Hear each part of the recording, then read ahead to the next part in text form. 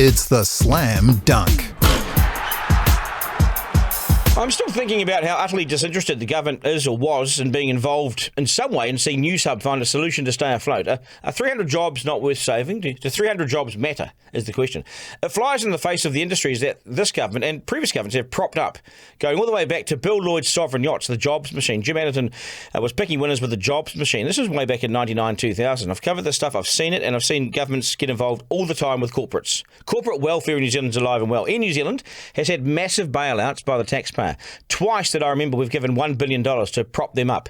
Every New Zealand business got supported through COVID. We're talking tens of billions of dollars. So there's corporate welfare everywhere in New Zealand. There's the aluminium smelter in Bluff that for decades, Tiwai Point it is, that for decades has had cheap electricity on the back of a deal with the government of the day. Māori TV gets tens of millions of dollars. Tens of millions of dollars to broadcast. And of course the tobacco industry is now getting revived by this government, and I think it's a seedy deal. A seedy, dodgy deal. And for the life of me, I have no idea why the death industry would get propped up and do so well again because of a government, supported by this government. If anything says to me, that's grubby, then this is the deal, that's it, isn't it? I can't get it. So there's plenty of examples of corporate welfare. You think the government would lend an ear to the media businesses, wouldn't you, collapsing? Do they see it? This is not just one business that's just fallen over. This is an industry in the collapse. We can't survive without sponsorship, advertisers and subscribers. And the truth is also that New Zealand media organisations right across the board have hardly been world leaders in change and world leaders in embracing change and the change that's needed and the challenges of the digital future. Maybe our bosses and owners could be accused of doing too little for far too long and not making the giant leaps necessary. As it stands in New Zealand, half the journalists have left in the last 10 years, basically gone in the industry, which is shocking to think how quickly this has happened. It's all folded. And there's really been no one willing to sit down and work out a plan forward. We sort of just clung on and thought, this is happening, but how fast? Well, really fast. And we needed some kind of law change to take on the big guns like Facebook to buy our content rather than stealing it, because that's what they do. And this is about 5 years too late as well. This is in front of the Parliament now. Whoops, sorry. Collapsing as the ship's going down. The ship's going down, and while Melissa Lee says, I'll wait for a report that will come in May. This is the crucial one. We find ourselves here as well. People are so mobile, no one sits down anymore for the 6 o'clock news. The appointment viewing doesn't happen. Or the appointment listening doesn't happen. Hence why the TV in the corner is dead. And the mobile is in. I reluctantly get to this one. It used to be that people trusted media. I reluctantly talk about this one. It used to be that people trusted media. Now that's at an all-time low. Why?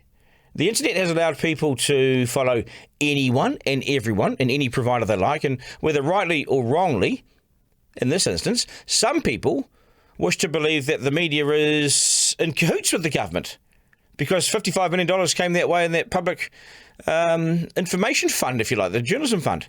Ask yourself this: of these three, Newshub, the platform, and Today FM, which one do you think would be the one that would be first gone or survive, for instance?